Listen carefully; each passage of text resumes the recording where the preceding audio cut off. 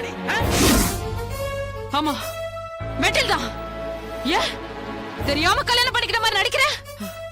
இப்படி ஒரு அழகான பொண்டாட்டிய வச்சுக்கிட்டு குடி குடின்னு மூக்க பிடிக்க குடிச்சிட்டு வர நீ தாண்டா மெண்டல். மெண்டல் நாயே, மெண்டல் குடிக்காரா? என்ன மெண்டல் சொல்ற?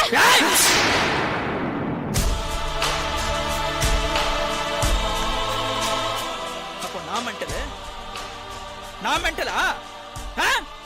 மெண்டல் என்ன பண்ணும் தெரியுமாடி உனக்கு?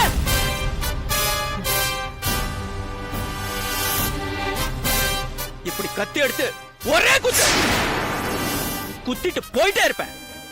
குத்துடுமா? பார், மரியாதையா சொல்றேன், போட்டோ அங்க மாட்டிடு, இல்ல மவளை உனக்கு கொன்னுடுவேன்.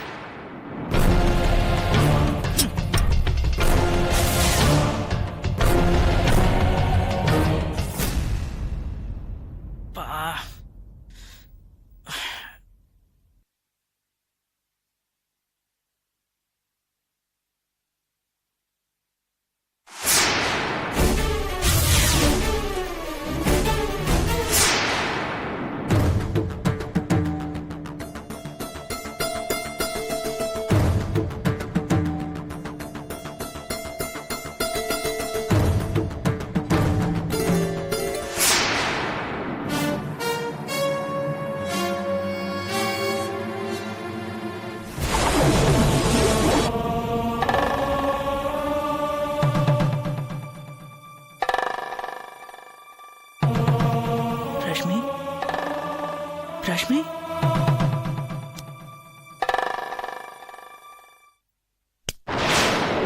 ரஷ்மி,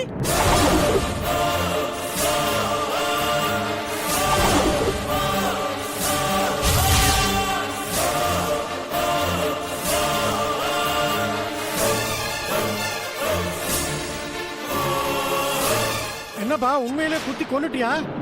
ஐயோ சார் சார், நான் எதுவுமே பண்ணல சார், நான் எதுவும் பண்ணல சார். அத விடுப்பா, தினம் தினம் இப்படி டார்ச்சர் அனுபவிக்கிறதுக்கு கொலை பண்ணிட்டு ஜெயிலுக்கு போனா கூட பரவாயில்ல சார். நான் எதுவுமே பண்ணல சார். நான் இப்ப மேல போலீஸ்க்கு இன்ஃபார்ம் பண்ணியா? சார் நான் எதுவுமே பண்ணல சார். இப்பதான் சார் நான் மேல இருந்து இறங்கி கீழே வரேன். நீ கவலைப்படாத, நீ இப்ப ரொம்ப டென்ஷன்ல இருக்க. போலீஸ் மேட்டர்லாம் நான் பாத்துக்கிறேன், விடு. சார் என்ன சார் நீங்க சொன்னா புரிஞ்சுக்கவே மாட்டேங்கிறீங்க. நான் எதுவுமே பண்ணல சார். சார் நான் சொல்றதை கேளுங்க சார்.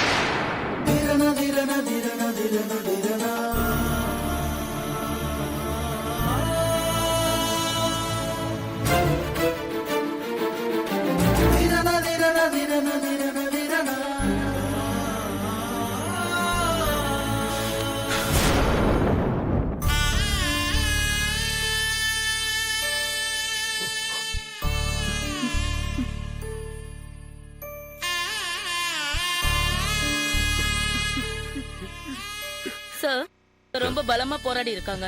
வெறியோட ஆழமா குத்தப்பட்டிருக்காங்க. நீங்க பாடி அனுப்பிடுங்க. நான் ஈவினிங் பக்காவா போஸ்ட்மார்ட்டம் ரிப்போர்ட் கொடுத்துறேன். Okay doctor, thank you. Okay sir. Sir சொல்லுங்க, நீங்க யாரு? உங்களுக்கு இந்த ஃபேமிலிக்கு என்ன சம்பந்தம்? சார் நான் பக்கத்து வீட்ல இருக்கேன். இவங்களை எனக்கு ரொம்ப நாளா தெரியும். அப்படியா? அந்த பொண்ணு ரொம்ப டார்ச்சர் பிடிச்ச பொண்ணு சார். தினம் இவங்க கூட சண்டை போடுவா சார். அது சரி. இந்த பையன் ரொம்ப நல்ல பையன் சார். அவன் நல்லது கெட்டது எல்லாத்தையும் என்கிட்ட ஷேர் பண்ணிப்பான். என்னதான் நல்லவனா இருந்தாலும் பொண்டாட்டிக்கிட்ட தினம் தினம் டார்ச்சர் அனுபவிக்கும் போது மிருகமா மாறுறது இயல்பு தானே சார். என்னதான் வெளிப்பார்வைக்கு குற்றவாளியா தெரிஞ்சாலும் அந்த பொண்ணு பண்ண கொடுமைக்கு வேற யாரா இருந்தாலும் இவனை மாதிரி கத்தியால தான் சார் குத்தி கொண்டிருப்பாங்க. இவன் ஒரு நாள் கூட அந்த பொண்ணு கிட்ட நிம்மதியாவே வாழ்ந்தது இல்லை சார். நானே ஒரு சந்தர்ப்பத்துல இவங்க கிட்ட இந்த மாதிரி பொண்டாட்டியோட வாழறதை விட கொலை பண்ணிட்டு ஜெயிலுக்கு போறதே மேல்னு சொல்லிருக்கேன் சார். அப்படின்னா உங்க இன்ஸ்ட்ரக்ஷன் படி தான் அவன் கொலை பண்ணானா? நான் ஒன்னும் மோட்டிவேட் பண்ணல சார், சும்மா ஒரு பேச்சுக்கு சொன்னேன். ஆனா அவன் உண்மையிலேயே கொலை பண்ணிட்டான். அவன் கொலை பண்ணதை நீங்க ஆமா பாத்தீங்களா? சார், கண்ணால பார்த்தேன். ஒரு வாட்டி அவன் கத்தியால குத்திட்டு ரெண்டாவது வாட்டி குத்துறதுக்கு ஓங்கும் போது நான் உள்ள வந்துட்டேன் சார். என்னடா பாவி இப்படி பண்ணிட்டேன்னு கேட்டேன். அவன் பதட்டத்துல உளறான். போலீஸ்க்கு சொன்னியாப்பான்னு. அதுக்கு நான் மோட்டிவேட் பண்றவனா இருந்தா நானே உங்களுக்கு போன் பண்ணி வர சொல்லுவேனா சார்? சார் என் பையன் சுப்ரீம் கோர்ட்ல லாயர், என் பொண்ணு மதுரையில டிஎஸ்பியா இருக்கா. நாங்கெல்லாம் சட்டத்தை ரொம்ப மதிக்கிறவங்க சார். எனக்கெல்லாம் பொய் சொல்ல வேண்டிய அவசியமே இல்லை. நான் என்ன பார்த்தேனோ அதைத்தான் உங்கள்கிட்ட சொல்லிக்கிட்டு இருக்கேன். இதையே நீங்க கோர்ட்ல கேட்டாலும் நான் சொல்லுவேன் சார்.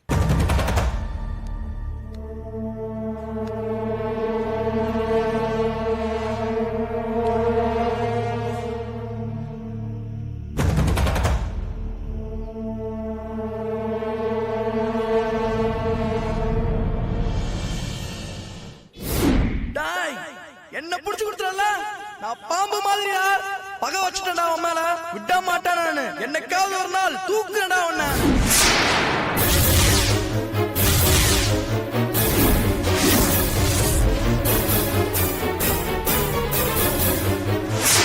டேய் டேய் டேய் நில்றா டேய் நில்றா நில்றா யோ கஸ்டமர் நில்றா போய் பிடிங்க மரியாதை நில்லு சார்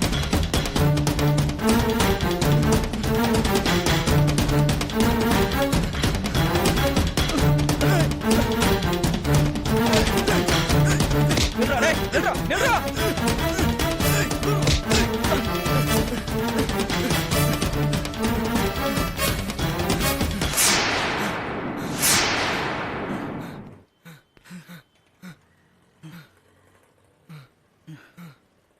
வாடா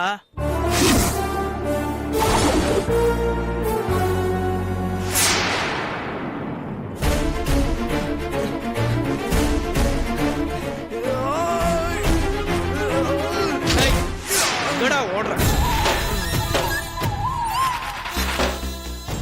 அடிச்ச நீதாடா கொன்ன மகன என்ன ஜெயிலுக்கு அனுப்புனல உன்னை போட்டு தள்ளனா வந்தேன் உன் பொண்டாடி பாத்துறா கத்தறதுக்கு பார்த்தா ஒரே சருகு மகனை இனிமே காலம் ஃபுல்லா உனக்கு ஜெயில கழிதாண்டி டேய் டேய் டேய் டேய் மரியாதை ஸ்டேஷன்ல வந்து உண்மையை சொல்லிடுறா மாட்டேனே உன்னை விட மாட்டேடா டேய் டேய் டேய் டேய் டேய் என்னடா ஆச்சு டேய் டேய் டேய் என்னடா ஆச்சு டேய் டேய் டேய் உண்மையை வந்து ஸ்டேஷன்ல சொல்லிடுறா டேய் டேய் எந்திரடா டேய் டேய் டேய்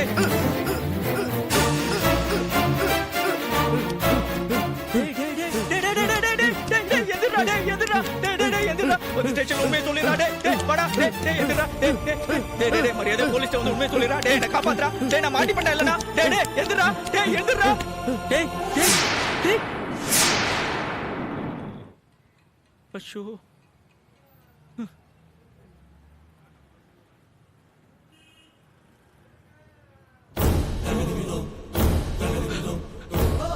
சார் இங்க நிக்கிறேன் சார் எங்கே போன நீ?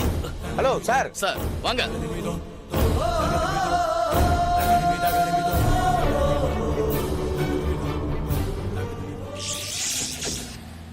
காவல்துறையினரால் சமர்ப்பிக்கப்பட்ட ஆதாரங்களை ஆராய்ந்து பார்த்ததிலும் அனைத்து தரப்பினரின் சாட்சியங்களை தீர விசாரித்ததின் பேரிலும் குற்றம் சாட்டப்பட்ட உதய் தனது இரண்டாவது மனைவியான ரேஷ்மியை திட்டமிட்டுதான் கொலை செய்தார் என்பது சந்தேகத்துக்கிடமின்றி உறுதியாக நிரூபணமாகிறது. எனவே குற்றவாளி உதைக்கு ஈபிகோ செக்ஷன் 302 படி மரண தண்டனை விதித்து இந்த நீதிமன்றம் தீர்ப்பளிக்கின்றது.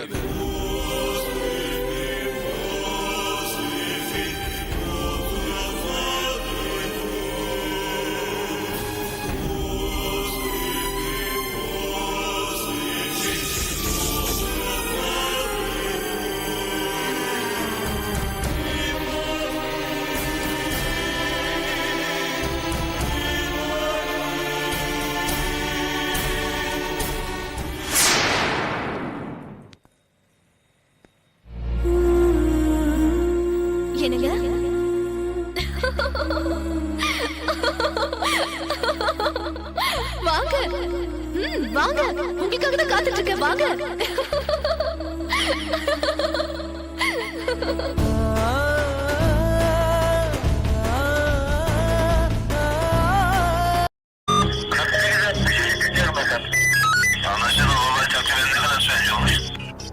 Ankara Gökbirliği geliyor.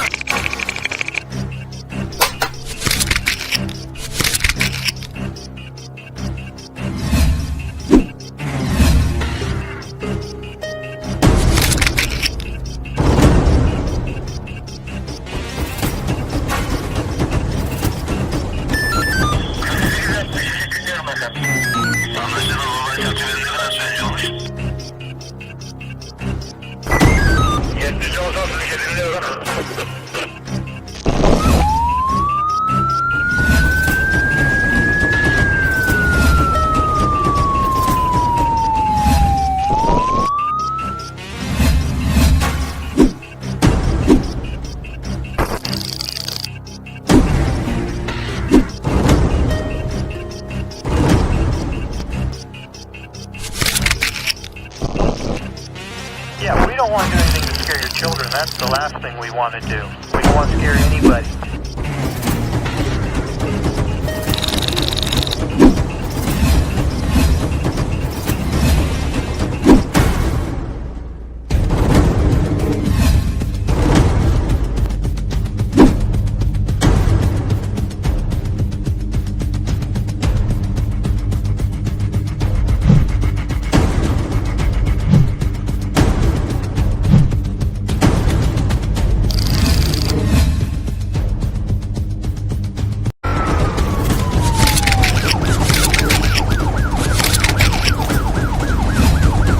Yeah, we don't want to do anything to scare your children. That's the last thing we want to do. We don't want to scare